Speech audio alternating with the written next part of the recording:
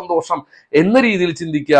ആയുസ്സുണ്ട്, ആരോഗ്യമുണ്ട്, സന്തോഷമുണ്ട്, സമാധാനമുണ്ട്, നല്ല ജീവിതമുണ്ട്. അങ്ങനെ വിചാരിച്ചു 2025 എന്ന് പറയുന്ന രീതിയിൽ നിങ്ങൾ കാണാണെങ്കിൽ എന്ത് പ്രശ്നം ഉണ്ടായാലും 2024 നിങ്ങൾക്ക് എൻജോയ് ചെയ്യാൻ പറ്റുന്നെങ്കിൽ 2025 എന്ന് പറഞ്ഞാൽ നിങ്ങളുടെ ആയിരിക്കും.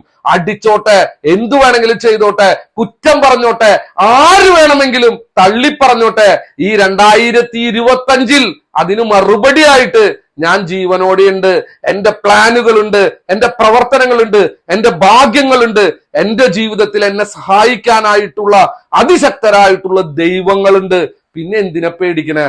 നമുക്ക് 2025 തകർത്ത് കൊണ്ടാടി വിജയിക്കാം.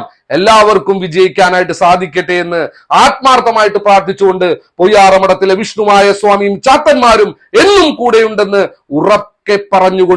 ഉറപ്പിച്ചു പറഞ്ഞുകൊണ്ട് ധൈര്യമായി മുന്നോട്ട് പോവുക. ധൈര്യമാണ് ദൈവം, ധൈര്യം മാത്രമാണ് ദൈവം.